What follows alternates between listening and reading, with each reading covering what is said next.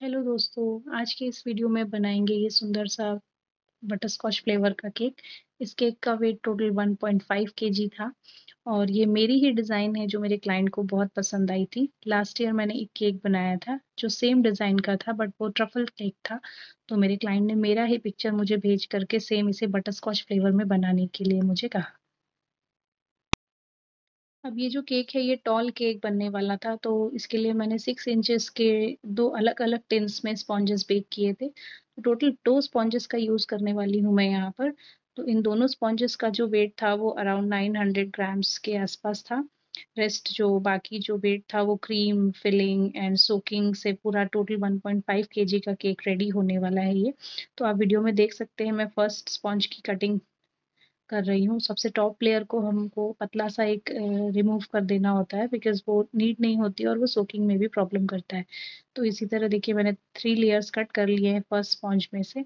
आप देख सकते हैं कितना सॉफ्ट एंड व्हाइट स्पॉन्ज बना है मेरा। ये मेरा स्पॉन्ज किसी भी प्रीमिक्स का नहीं है, मैं प्रीमिक्स बिल्कुल भी यूज़ नहीं करती।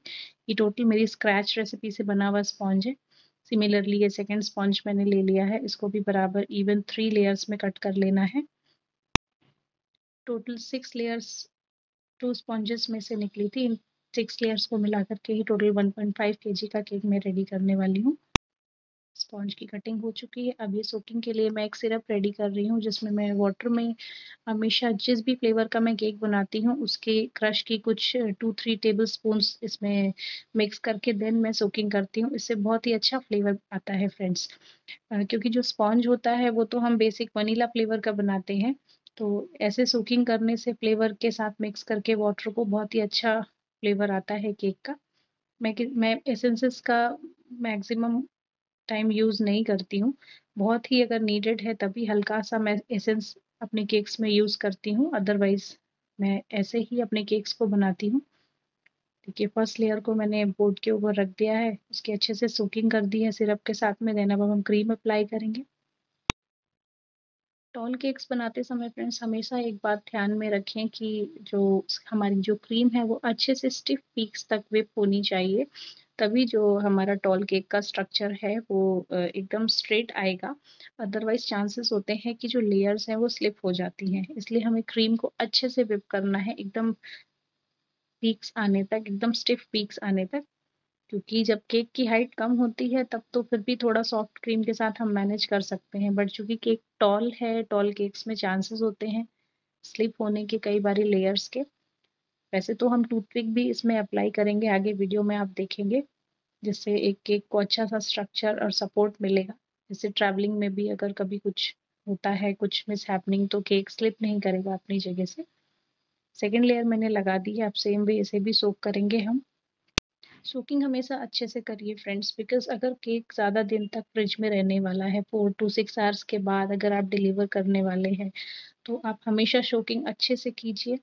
अदरवाइज केक ड्राई लगता है, क्योंकि हमें नहीं पता क्लाइंट ले जाने के बाद कितनी देर में केक को कट करने वाला है, वो कैसे रखने वाले हैं फ्रिज में, तो ओपन केक रहने की वजह से काफ़ी टाइम केक ड्राई हो जाता है। तो केक की सोकिंग हमेशा अच्छे से कीजिए। क्रीम को अच्छे से इवन लगाने की कोशिश कीजिए ताकि जो केक है वो हमारा बिल्कुल सीधा बनेगा। अगर क्रीम अच्छे से लगेगी नहीं तो फिर केक कभी टेढ़ा मेढ़ा भी दिख सकता है। तो हमेशा से अच्छे से सोकिंग करने के बाद क्रीम को इवनली अप्लाई करें। ये मैं कुछ बटरस्कॉच का क्रश लगाने के बाद जो बटरस्कॉच के क्रंचीज आते हैं उनको मैंने थोड़ा सा क्रश कर लिया है एंड वो भी एवरी लेयर में मैं अप्लाई कर रही हूँ।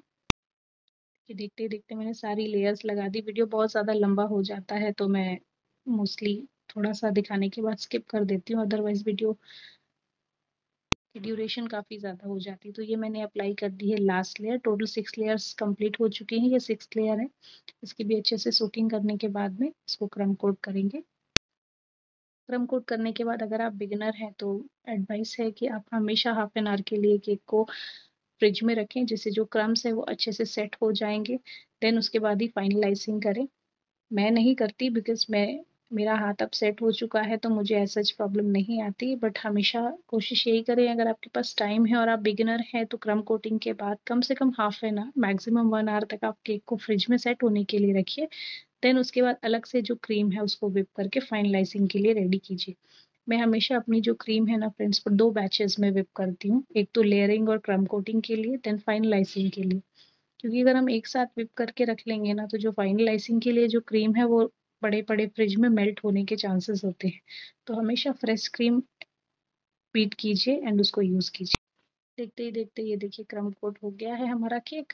अब इसको मैं रखने जा रही हूँ फ्रिज में हाफ एन आवर के लिए। बोर्ड को अच्छे से क्लीन कर देंगे ताकि जो हमारा काम है वो बिल्कुल नीट एंड क्लीन लगना चाहिए।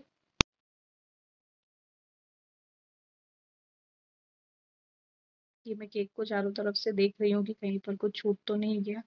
अब ये हाफ एन आवर के बाद मैंने केक को बाहर निकाला और ये टूथपिक्स हैं टॉल वाले, इनको मैं इसमें इंसर्ट कर रही हूँ जिससे कि सपोर्ट अच्छा रहेगा और केक ट्रैवलिंग के दौरान जो हमारी लेयर्स हैं वो शिफ्ट भी नहीं होंगी। तो ये मैं केक की हाइट के हिसाब से इसको मेज़र करके कट करने वाली हूँ। देखिए आप वीडियो में देख सकते हैं और इन दोनों स्टिक्स को मैं केक के अंदर इंसर्ट कर दूँगी। तो अच्छा सा एक केक को सपोर्ट मिल जाएगा। ये स्टिक 1 मैंने इंसर्ट कर दी एंड देन ये सेकंड नंबर की स्टिक। अब इससे जो हमारी लेयर्स हैं वो आपस में बराबर से अटैच हो जाएंगी एंड केक की जो शिफ्टिंग के चांसेस है वो कम हो जाएंगे। अब सेम मैंने पाइपिंग बैग से आइसिंग करना स्टार्ट कर दिया है। पाइपिंग बैग से आइसिंग करने का एक फ़ायदा ये होता है फ्रेंड्स कि जो क्रीम है वो इवन अप्लाई होती है हमारे केक के ऊपर एंड फिनिशिंग भी बहुत जल्दी आ जाती है। तो अगर आप बिगिनर हैं तो हमेशा पाइपिंग बैग का यूज़ करके ही फाइनलाइजिंग कीजिए। ये जो केक था इसमें कुछ फॉन्डेंट के भी डेकोरेशंस थे। अब अभी रेनी सीजन चल रहा है तो फॉन्डेंट के डेकोरेशंस कई बारी बनाना पॉसिबल नहीं हो पाता है। बना भी लो तो ड्राई होने के चांसेस कम रहते हैं बिकॉज़ हमें नहीं पता कब बारिश आने वाली है, कब कैसा मौसम होने वाला है। तो मोस्टली तो मैं अवॉइड ही करती हूँ फॉन्डेंट केक्स को रेनी सीजन में। बट कई बारी क्लाइंट्स डिज़ाइन भेज देते हैं एंड उसमें अगर थोड़ा बहुत है कुछ फॉन्डेंट के गार्निशेस या किसी तरह का कोई फिगर तो वो करके देना ही पड़ता है। व्हिप क्रीम के ऊपर फॉन्डेंट तो बहुत अच्छे से हम एक बारी विंटर्स में दे भी सकते हैं but rainy season and summers में चांसेस होते हैं। इसमें आगे एक छोटा सा हार्ट एंड छोटी सी एक पतली सी रोप है फॉन्डेंट की जो मैंने बनाई हुई है, आप आगे वीडियो में देखेंगे। तो देखते ही देखते देखिए मैंने पाइपिंग बैग से क्रीम को अच्छे से अप्लाई कर लिया है पूरे केक के ऊपर और अब इसके बाद मैंने ले लिया है टॉल वाला स्क्रैपर जिससे मैं केक को बराबर से फिनिशिंग दे रही हूँ। कोशिश हमेशा यही करें कि जो टॉल केक्स हैं उसके लिए टॉल स्क्रैपर ही यूज़ करें। इससे अच्छे से फिनिशिंग आती है और टाइम भी कम लगता है। स्क्रैपर को घुमाते हुए कहीं-कहीं पर एयर बबल्स भी दिख जाते हैं तो आपको वापस से क्रीम निकाल करके वहाँ पे अप्लाई करनी है। स्क्रैपर की हेल्प से ज़्यादा क्रीम जो होगी वो अपने आप एक्सेस जो भी है वो स्क्रैपर में आ जाएगी एंड केक हमारा प्रॉपर से फिनिश हो जाएगा। साइड का पोर्शन मैंने कर लिया है। अब सेंटर की क्रीम को अच्छे से स्प्रेड करेंगे। अब मैंने उठा लिया है पैलेट नाइफ तो पैलेट नाइफ की हेल्प से क्योंकि जो मैंने 2 स्टिक्स लगाए थे इसमें वो थोड़ा-सा ऊपर की साइड पे आ रहे थे बट डोंट वरी ये डिज़ाइन ऐसा है कि इसमें आगे चल के क्राउन लगने वाला है तो बहुत ज़्यादा ज़रूरत नहीं है कि टॉप पोर्शन को मैं फिनिश करूँ और अननेसेसरी करना भी नहीं चाहिए। आप शार्प एजेस लाने के लिए टाइम लगाते जाएँगे और जो क्रीम है उसके चांसेस होते हैं कि वो सॉफ्ट होती जाती है। व्हिप क्रीम के साथ बहुत ही फ़ास्ट काम करना पड़ता है फ्रेंड्स, तो अगर डिज़ाइन की डिमांड है शार्प एजेस की तो आप इतने एफर्ट्स लगाइए।